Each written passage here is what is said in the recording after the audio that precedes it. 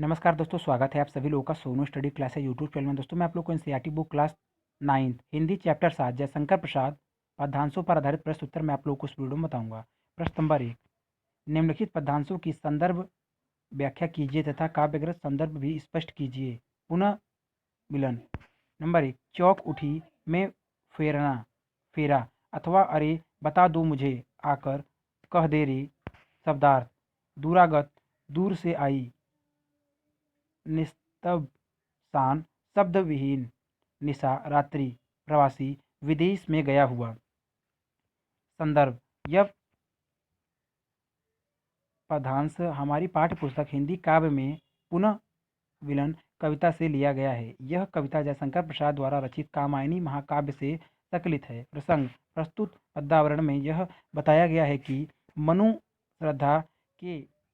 श्रद्धा से रुष्ट होकर सारस्वत नगर चले गए। वहाँ वे संघर्षों में घायल हो गए। श्रद्धा ने उनकी इस स्थिति को स्वप्न में देखा और मनु को ढूंढने निकल पड़ी। मनु को खोजती हुई यहाँ श्रद्धा का वर्णन किया गया है। व्याख्या, श्रद्धा मनु को खोजती हुई जा रही है। रात का समय, एकांत निर्जन वन, विचारों में डूबी वह चली जा रही है। इड़ा अपने विचारों में डूबी हुई बैठी है। अचानक दूर से आई आवाज़ सुनकर वह चौंक पड़ी।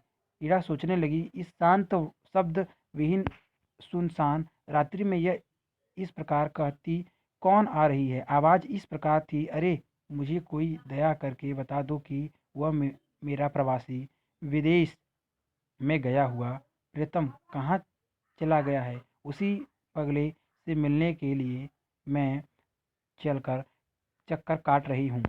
काव्य ग्रंथ सौंदर्य। नंबर 1, भाषा, खड़ी बोली, रस वियोग श्रृंगार, गुण प्रसाद, अलंकार रूपक अनुप्रास। प्रश्न नंबर 2, रूठ गया था डैश जलती। शब्दार्थ, शूल, काटा, सदृश, समान, राजपथ, राजमार्ग, रास्ता, वेदना, पीड़ा, साल रही, चुभ रही है, उर, छाती, मन। संदर्भ, प्रस्तुत पद्यांश हमारी पाठ्य पुस्तक हिंदी काव्य में संकलित एवं जयशंकर प्रसाद द्वारा रचित पुनः मिलित से उदित है। प्रसंग, मनु श्रद्धा से रूठ गए थे, खोजती हुई निकल पड़ी। श्रद्धा मनु के रूठने के विषय में वह उन्हें बताती है, कहती है। व्याख्या, इड़ा ने दूर से आती हुई ध्वनि सुनी। यह ध्वनि श्रद्धा की थी। श्रद्धा यह कहती थी कि मैं अपने बिछुड़े प्रियतम से मिलने के लिए ही फेरा लगा रही हूँ। वह आगे कहती है, मेरा प्रियतम मनु मुझसे क्या रूठ गया था, मानो अपने आप से ही रूठ गया था। उसके रूठने का कारण यह था कि मैं उसके उस रूप में नहीं अपना सकी थी जिस रूप में वह चाहता था। वह मुझ पर पूर्ण अधिकार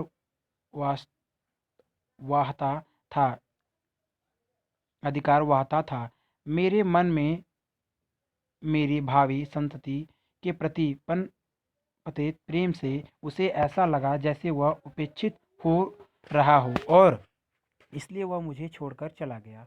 उसमें और मुझ में कोई अंतर नहीं था। नहीं, यह सोचकर ही मैं रूठे हुए प्रीतम को मना भी नहीं सकी थी। भला कोई स्वयं को मनाता थोड़े ही है, किंतु वस्तुतः यह एक भूल ही हुई थी। मुझे उसे मनाना चाहिए था। मेरी वह भूल अब कांटे की तरह मेरे मन में चुभ रही है। कोई मुझे यह तो बताए कि मैं उसे किस प्रकार पा सकती हूँ।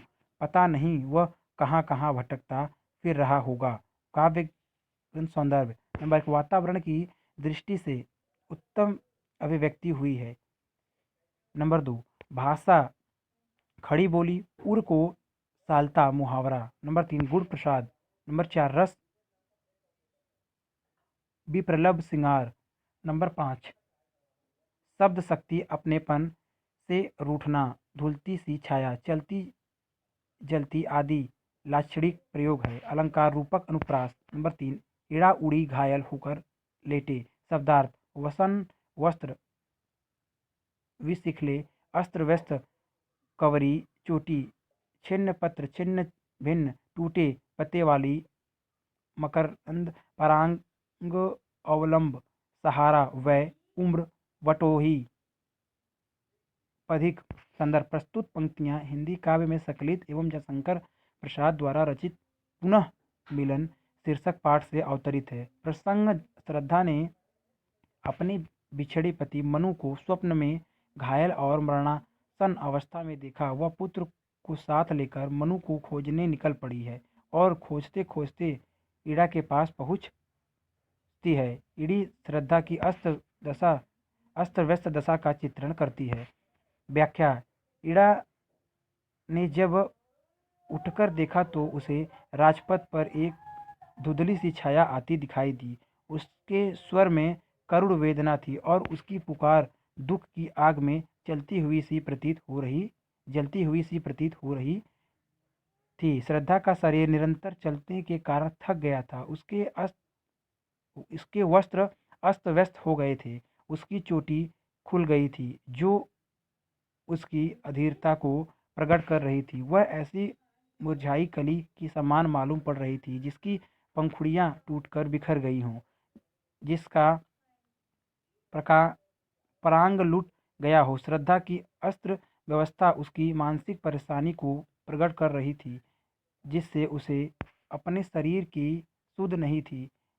इड़ा कहती है कि उस स्त्री के साथ एक नवीन किशोर आयु का कोमल और सुंदर बालक था।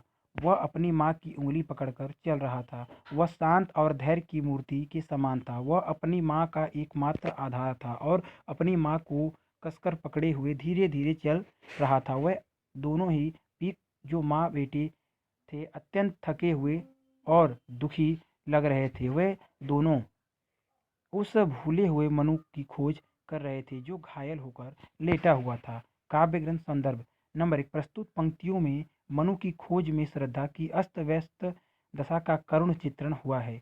नंबर 2। पुत्र मानव को माँ श्रद्धा का एकमात्र सहारा बताया है क्योंकि पति के बिछड़ने पर पुत्र की स्त्री का आलंबन कहा जाता है। नंबर 3। भाषा साहित्यिक खड़ी बोली। नंबर 4। शैली चित्रात्मक। नंबर 5। रस विप्रलभ श्रृंगार एवं करुण। नंबर 7। शब्द शक्ति लक्षणा। नंबर 7। गुण माधुर्य। नंबर 8। अलंकार अनुप्रास उपमा। नंबर 4। इड़ा आज कुछ डैश दुख की रातें अर्थात शब्दार्थ द्रवित दयालु विसराया भूला दिया है। रजनी रात व्यथा दुख।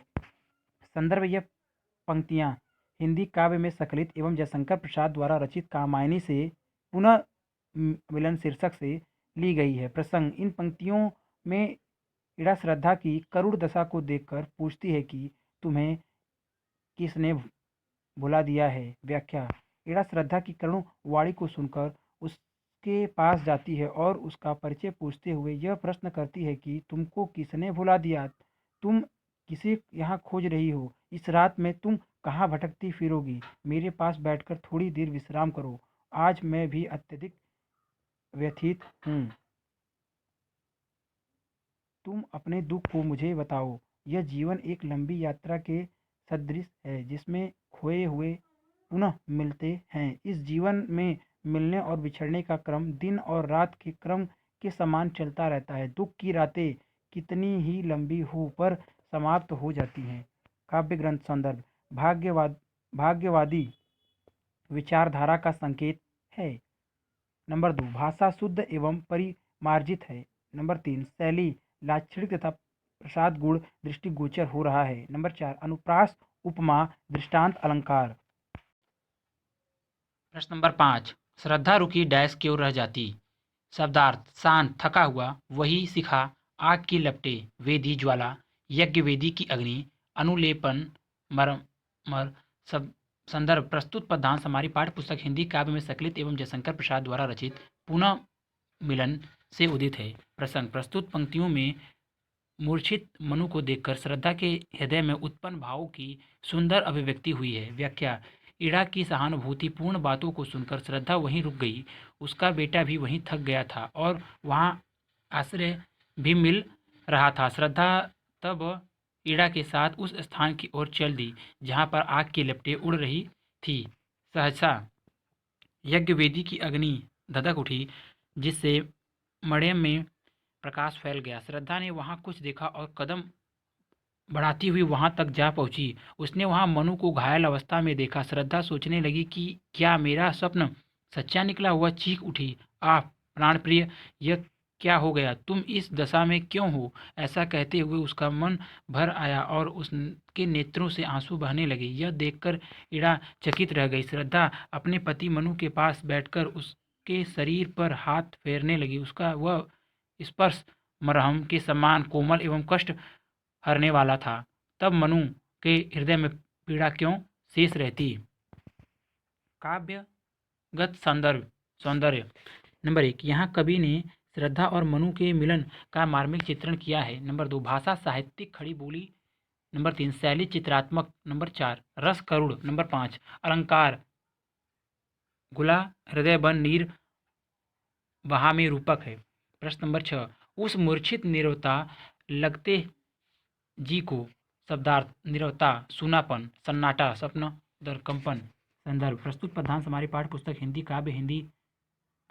हिंदी काव्य में सकलित एवं जयशंकर प्रसाद द्वारा रचित पुनः मिलन से उदित है। प्रसंग इन पद पंक्तियों में प्रसाद जी ने श्रद्धा और मनु के मिलने का मार्मिक चित्रण किया है। व्याख्या श्रद्धा अपने पति मनु को घायल और मूर्छित देखकर प्राण प्रिय कहकर उसके पास बैठ गई और उसको सहलाने लगी। श्रद्धा का सुखद और मधुर स्पर्श पाकर शब्दहीन चुपचाप मूर्छित पड़े मनु के शरीर में हल्की सी हलचल उत्पन्न हो गई। मनु के आंखें खुली तो एक दूसरे को प्रेम पूर्वक देखते रहे। तब दोनों की आंखों से